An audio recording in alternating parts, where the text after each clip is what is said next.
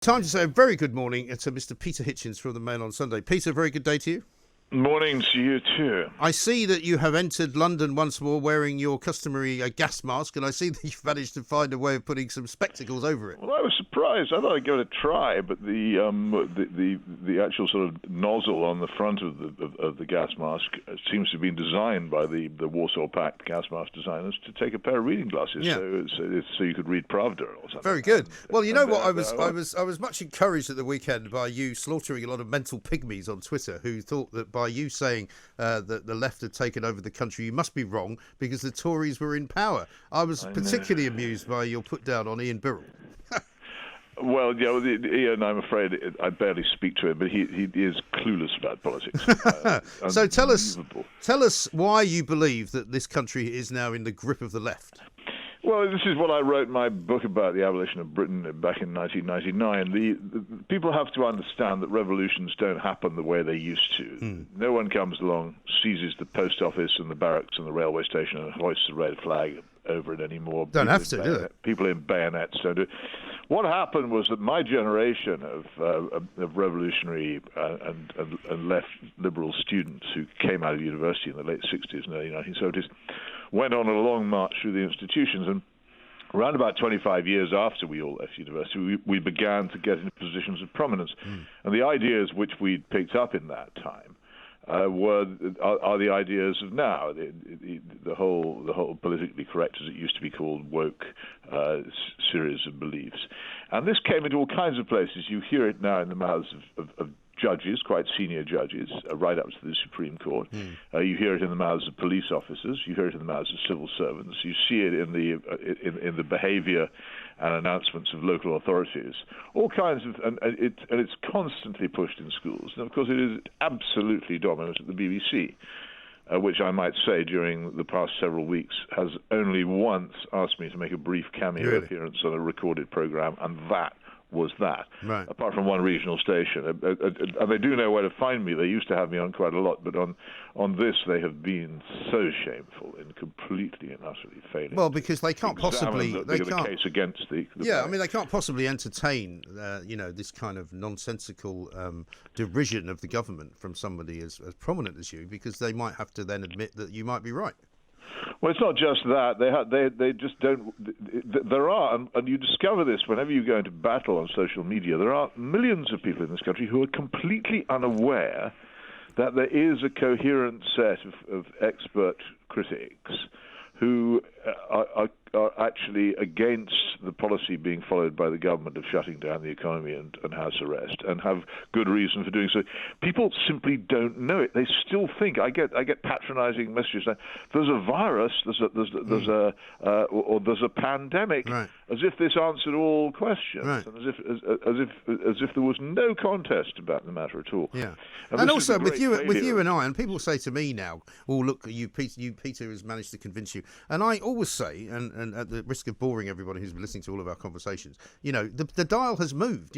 I agree with you now because you are making, to me, perfect sense. I also didn't agree with you at the beginning, and I would still say that we needed to do that lockdown for whatever reason at the time. We didn't know what we know now, but I'm more than happy to agree with you now that it is nonsensical. I saw that you posted over the weekend all of these signs, and it wasn't really until I saw you doing that I thought, actually, yeah, this is pretty stupid. Stand here, do that, put this on, don't go over there. Please don't step into this bit until somebody else has stepped out. It is a kind of madness.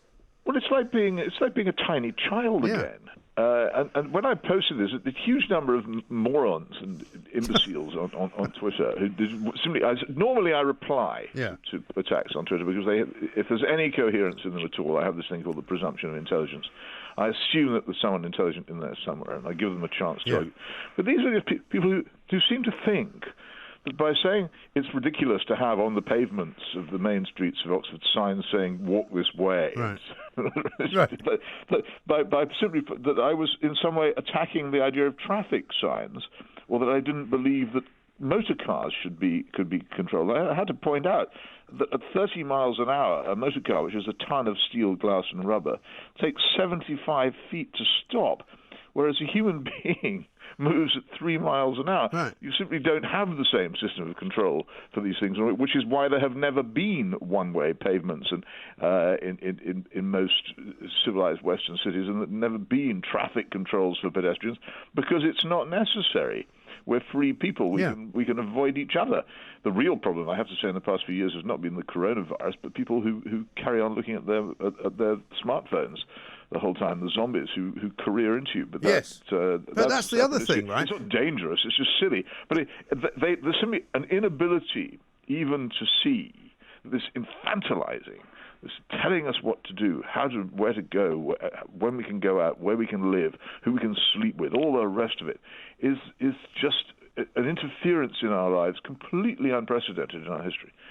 And don't you think as well, though, that with the background noise being raves happening in Manchester, where thousands of people are turning up and dancing and singing and being intimate with one another, vis-a-vis the rioters in London punching police officers, getting down and dirty with each other, it seems ridiculous that all the rest of us are being told where to stand. Well, it is, of course it is. And the truth has been from the beginning that the people in charge of this don't really believe it, as we learned from the behaviour of Professor Ferguson, his very attractive girlfriend, and of Dominic Cummings and his sick children. The people who actually were telling us to do this didn't themselves believe it, and they don't believe it. And last week I was at the Roads Must Fall demonstration in Oxford. It's completely absurd to imagine there was any kind of serious social distancing going on there, because there wasn't. No, of course there wasn't. I did see a photograph which I had to actually check wasn't a setup of you standing amongst a crowd of people taking the bottom, as you described it. Taking the buttock. Yeah, they were. No, the photograph was completely genuine, but it was taken by someone who didn't like me. Right. Hoping to demonstrate. That's a big area, that. I'm afraid it is. Certainly on that demonstration, it was quite big. Right. I got angrily interrogated by one member of the demonstration. Said, "Well, what do you think of Cecil Rhodes?" I don't think much of him, actually. He's a bit of a scoundrel. And that set him back for about all of 30 seconds. Yeah. And then he said, "So, would you say Osama bin Laden was a scoundrel?" And I thought, where are we going here? Probably yes. I think the answer is that. Had I been critical enough of Cecil Rhodes to obviously not, and I had to say to him, look, Buster, I'm not your prisoner and you're not my interrogator. Right. I'm not doing this. That's the other thing that happens on Twitter. I was getting quizzed yesterday, and people were saying, you must tell us what you think about this. I'm like, why should I? Why should I tell you, just because you want me to, what I think about something in particular, particularly since you don't even actually have a real name or a real Twitter account? Because it's a trap. Yeah. And you'll know, because everybody in the broadcasting industry knows perfectly well, and indeed in newspapers now, after the sacking of an executive at the New York Times for publishing something with which some of the staff didn't agree. Sacking. Right. Sacking of a highly competent and well-regarded executive for publishing something in the New York Times. That happens. You all know that there's this constant effort to trap people into saying things which can then be misrepresented as being bigoted in some way, and then that's the end of you. You're not carted off to prison or guillotined at the moment. But what does happen to people is they lose their livelihoods, and this is the way in which a very, very strong censorship of opinion now operates in large parts. And there is no doubt. And that's what these interrogations are about. Yeah, and there's also no doubt in my mind that the effect quite often for that is not only to trap you and to maybe get you lost forever into the sands of time, but also to stop you talking about certain things, because there are certain arguments now that people will not have, for example, on the trans debate, because it's just not worth it. No, there are many things about which I used to try and treat my opponents with generosity and listen carefully to what they said and argue as far as I could with what they said. I found that there was absolutely no response to this at all. What people would just mine what I'd written for ways in which to condemn me. I went once to a public meeting at Oxford University, and the people, there was a silent demonstration of people against me who backed away as I approached. Some of them actually backed into some bushes because they weren't looking where they were going. I tried to warn them, but they wouldn't listen because anything I said was unacceptable. But they were actually handing out these quite long leaflets containing clever misrepresentations of things that I have said over many years, which would plainly, this is the indictment which will be brought against you when my show trial finally comes up. Yeah. It's all this terrible word that they use, cancellation. Yes. The people who are dealt with in this way are cancelled, like the unpersons who didn't just vanish from sight in the old Soviet Union. They were removed from photographs of events at which they take place. Their whole existence was denied. I find the word cancellation extraordinarily sinister. Yes, I think you're right. And this comes back to what you were saying earlier about the whole kind of leftization, which is a terrible word, I know, which I've just invented, of culture in this country, because presumably the people who are doing this cancelling have been indoctrinated from an early age by the education system, by their parents. I've got a theory that we have so little to worry about in this country that we've started to invent things to hate because there's nothing to be frightened of anymore. Well, I think the left did pretty much run out of its original. The 1945 Labour government pretty much fulfilled the main programs of socialism, and there wasn't much left to do. They had turned in different directions. I do think, of course, ultimately there's a benevolent impulse in all this. A lot of people who take up these positions do so because they think they're doing good. They think that they can actually make society kinder, nicer, and gentler by doing so. And that's the problem. That's why it's so hard to fight. And in some cases, of course, it's true. A lot of the precepts of political correctness are basically just good manners. The problem is the extra 15%, which is not good manners, but actually self-censorship and indeed the creation of a newspeak in which thoughts aren't allowed to be done. But anything any cult in which the cultists believe they are benevolent is extraordinarily hard to fight. They think they're good, and they don't think you're wrong. They think you're bad. Yeah. Oh yeah, and you can't actually be you can't be re-educated. You have to be outlawed, and you have to be outlawed. You have to be put outside the group because you're dangerous. Well, you see, I used to think that George Orwell's 1984 had become a bit obsolete after the fall of the communist regimes in the USSR and Eastern Europe. But I now think it's coming back into prominence because of his very clever realization that there is no acceptance at all of anything other than total surrender. Yeah. And at the moment at which Winston Smith actually declares and means it that he loves Big Brother, that's the moment. Yeah. Everything, all his previous, he and Julia, who are not to be permitted just secretly to dissent while publicly conforming, they have to conform in their inner souls. And this is the really terrifying nature of this thing. And nothing short of that is accepted, which is why if you're wrong, as far as they're concerned, you can never be right. No, exactly. And also the Tory party... nothing you could say as a conservative person which could ever be right. And you've said for a long time, and I think you've been right about this as well, the Tory party has not been conservative for quite some time. The idea now that they attack small business, they wrap it up in red tape, they make it really difficult for anybody to run a business without having to pay loads and loads of tax to the exchequer. They've now kind of sold their souls to the economic green movement so that they want everybody to drive around on electric bicycles and electric scooters and walk everywhere. And climate change is one of their main planks of policy. This is not a Conservative Party under Margaret Thatcher, for example. I was listening to a guy talking who's written a book, Dominic Sandbrook, I think, about the Falklands War, and remembering what it was like to live under Margaret Thatcher, a proper Conservative, and this couldn't be further from the truth. Well, I'm not actually a great enthusiast for Lady Thatcher myself, and I would say she was much more of a liberal than a conservative. She adopted some conservative public positions, but her government was... Well, the Conservative Party under Thatcher was definitely more conservative than this one. Well, that wouldn't be difficult. True. I have to say, that would be like saying you had more character than an amoeba. Very kind of you. It isn't really much of a statement. No. But there were people in the Conservative Party who had sort of socially, morally, and politically conservative opinions, who were by and large purged out of any significance at all during the Cameron era. But I'm not myself a Thatcherite. I'm not. I long ago. I don't think I am either. But I long ago lost any real enthusiasm for that. It's a thing for another occasion. But I just wanted to make it plain because she wasn't, neither she nor Ronald Reagan, to me, were actually conservatives. They didn't. But people associate them, particularly the left, associate them very much with conservatism. It makes the argument very hard.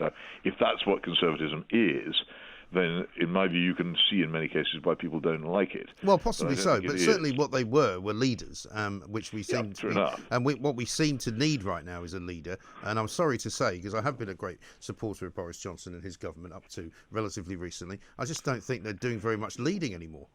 Well, I'm sorry for your loss, but I think that it was fairly obvious from long ago that Alexander Johnson was never going to be a particularly convincing leader. I had high hopes. Direction. I did have high hopes. I did think he was cleverer than people made him out to be. Now I'm not so sure. He's clever at some things. He's very clever at securing important office, as he's demonstrated. But once he's got it, I don't think he really knows very much what to do about it. And he doesn't have anything remotely resembling a set of serious beliefs or a basic philosophy. And do you give him any credence or any leeway, shall we say, for the fact that he is dealing with something pretty unusual? I know that you won't accept the word unprecedented because you say it's been here before. I think it is precedented, but it's certainly unusual. I'm not. I won't. I try not to be personally unsympathetic to people in positions of power and responsibility. From what I know of it, it can be quite lonely and quite wearing, and I don't. There's no point in pretending otherwise. But if these people don't ever get any of these posts unless they've sought them for years, they really wanted them. So he ought to have known what it was that he wanted to do and what it was that he believed in. I don't think he knew either.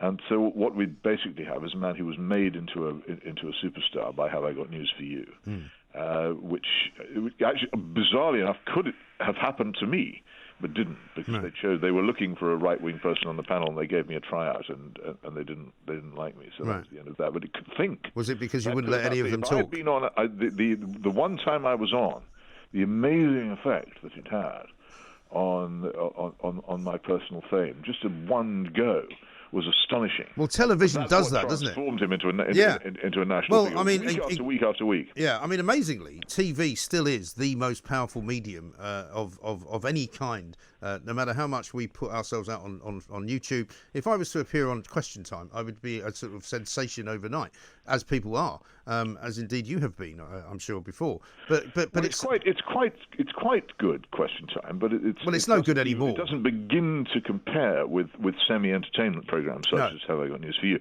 That was by a huge measure, and that's always been to me the secret of Johnson's political success, is that he got that immense boost.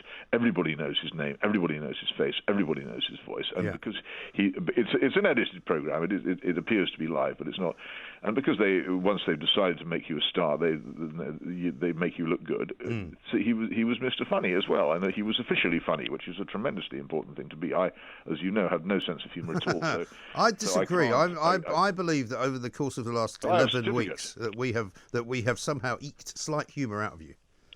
I have a certificate from the National Humorlessness Authority saying that I passed all the examinations. I have no sense of humour at all. Yeah, now tell me what you think of some of these criticisms of your own paper. And I don't expect you to be a spokesman for the Mail on Sunday. You're a columnist for them, but they were getting a lot of flack over the weekend by asking the question, "What has happened to Britain?" Accompanying a picture of some rioters punching each other, whereby people were saying, well, you should know what's happened to Britain because you've created it. I mean, does the media have any role in having made this country so tribal? I don't think... made the country so tribal? No, I think that has come from somewhere else altogether. Where has it come from? Well, again, I think it comes... When I originally wrote my book, the one I mentioned earlier, The Abolition of Britain, I thought... I identified certain people who'd been very active in promoting some different kinds of history teaching, change in the status of the whole, in huge changes in the status of women, the revolution in the schools, and all these kinds of things, which is what the book is actually about. But there wasn't some kind of common movement. What had happened, as far as I could see, and I still say this, is that particularly after the First World War, all the old Christian beliefs, which had sustained this country much more than people now realize, had collapsed. There was a great vacuum. People didn't know how to be good. didn't know what was good and what was bad. And it was into that vacuum all kinds of new ideas came rushing. And that's been happening ever since. And we've just lost our sense of compass. I mean, the country has been tribal for a very long time. My theory is that part of it is still the abiding division between Norman and Saxon. Yeah. But also, of course, the Civil War, which again divided the country, then the Industrial Revolution, which created a working class in circumstances of great violence and bitterness and poverty, which again has a huge legacy of resentment. So we are a divided country, and we vote tribally, and we have an adversarial parliament. But oddly enough, these things have been good for us up till now, because an adversarial parliament means that no government is ever entirely on top. And there's real criticism of the government at the very highest level. But that seems to have gone, and the tribalism, which no longer takes place in Parliament, has now moved onto the streets. I don't think you can blame the newspapers for that. The newspapers have always been in this country partisan. We've had a diverse press, and again, that's been a good thing.